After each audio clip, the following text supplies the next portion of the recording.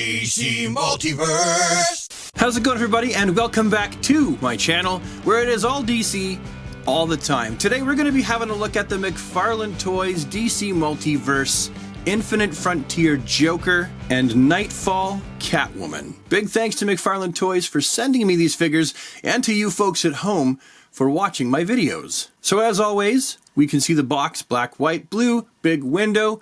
We can see the figure and the stand and the trading card on the inside, as well as Joker's knife. On the side, we have the name and where he comes from. And on the back, we have a fantastic piece of artwork, although the piece of artwork on the back of the box does not match where this Joker comes from. As you can see, this figure of the Joker is ripped directly from the cover of the Joker issue 1, while the image on the back of the box is taken directly from issue 95 of Batman, and it's part of the Joker War. Likewise, the packaging will be same for the Catwoman, black, white, and blue. You can see everything on the inside. On the side of the box, we have her name and where she comes from, and on the back, we have an image from the cover of Catwoman Volume 2, Issue 52. It's a nice big close-up of a face. Out of the box, we can take a closer look at each figure and their accessories. In Joker's case, it's that big old sharp knife. Well, it's not really sharp, it's a plastic knife, but you get the point. And Catwoman has her really long whip. You'll see in just a moment how long this whip is. Now, on top of the whip, Catwoman also comes with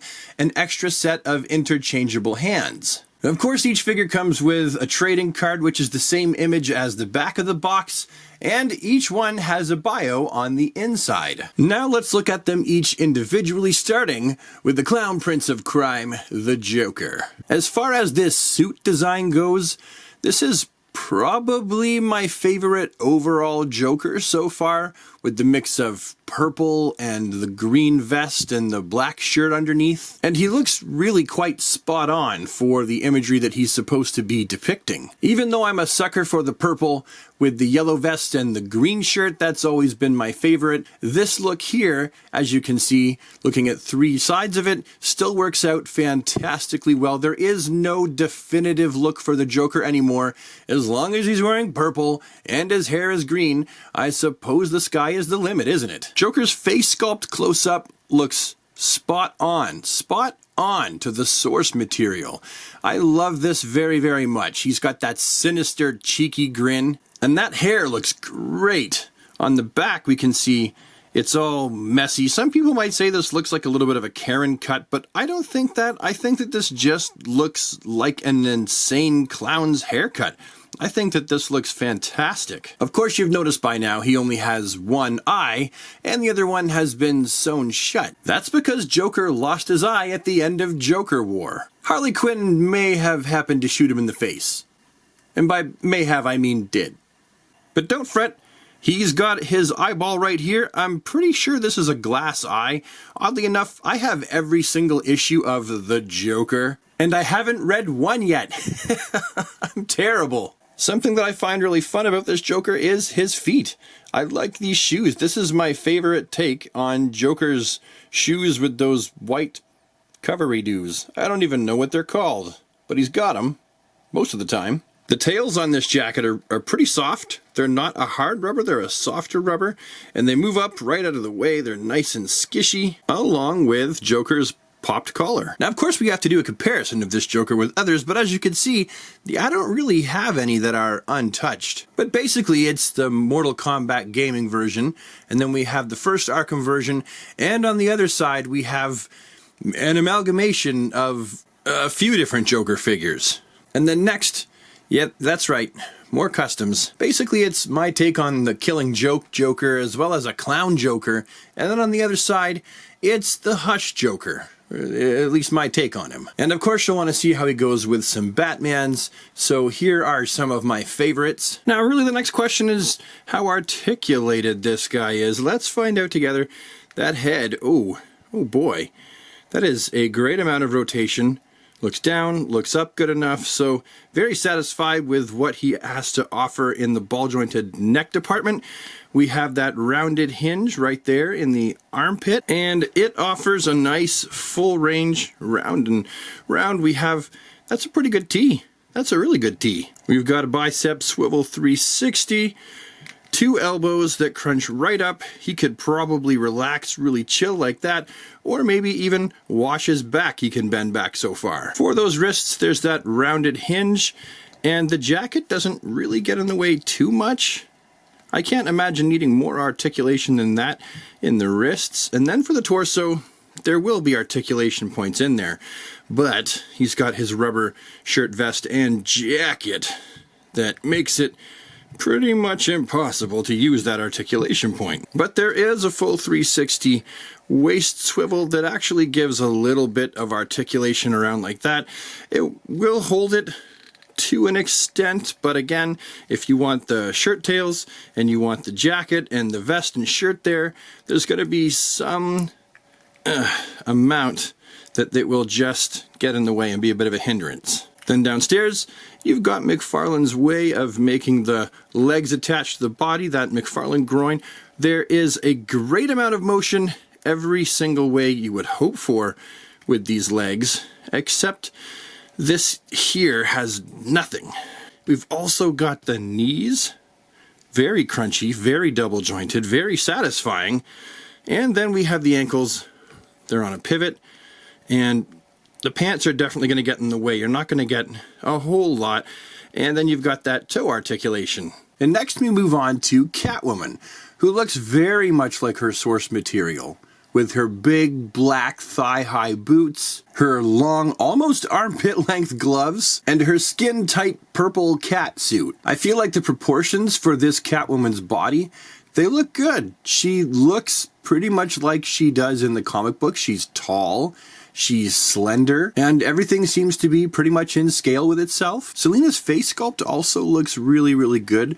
The paint applications are pretty tidy on mine. They've done a great job with her eyebrows and also with dot matrix for her green eyes. Just pretty tidy overall. Selina's hair is attached to her body underneath.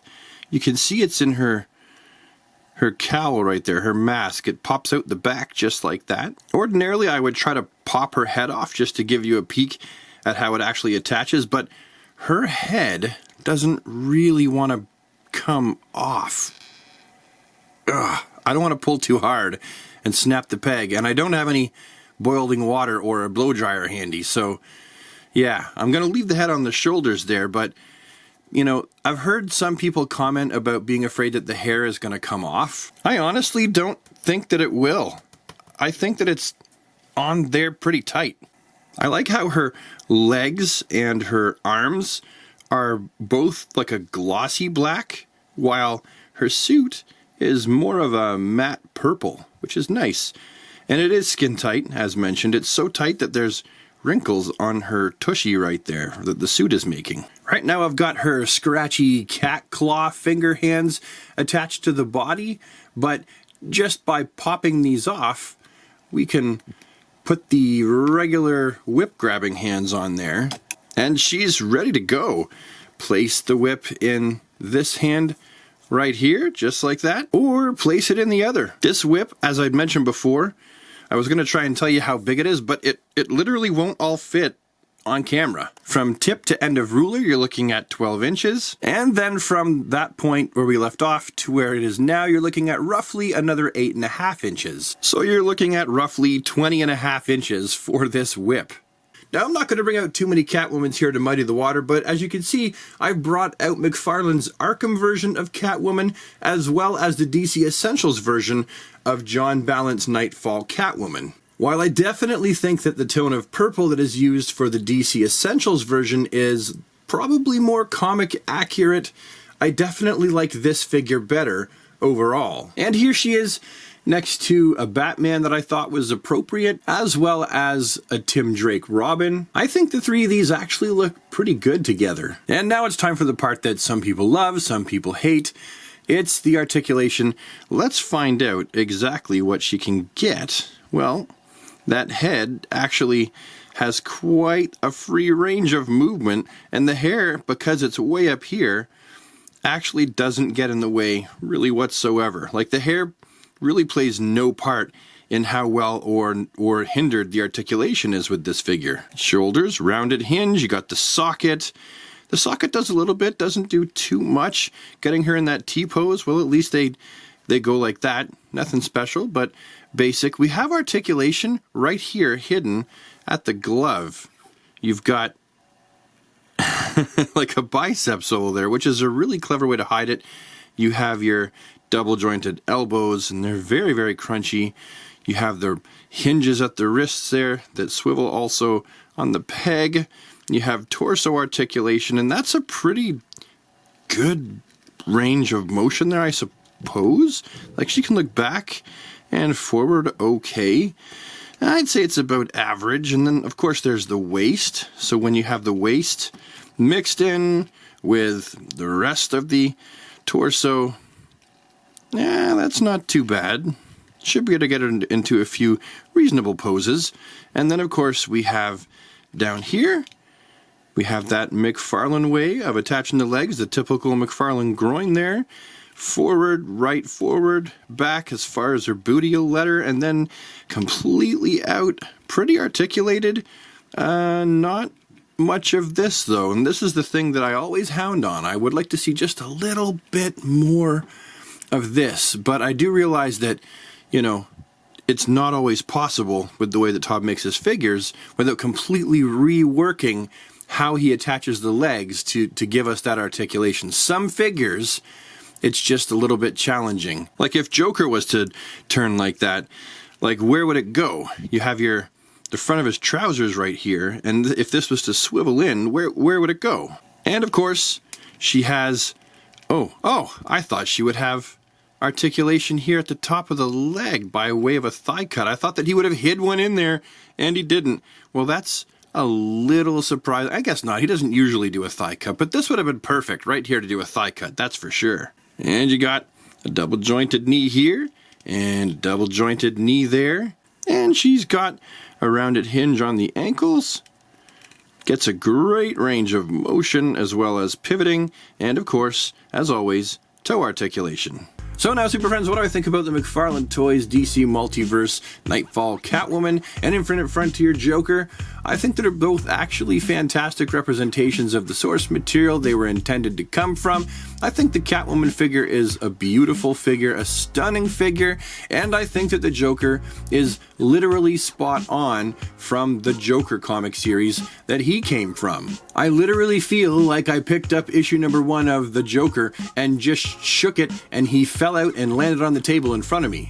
So I'm definitely satisfied with both of these figures. Anyway, super friends, have yourself a DC day, and I will see you in the next one.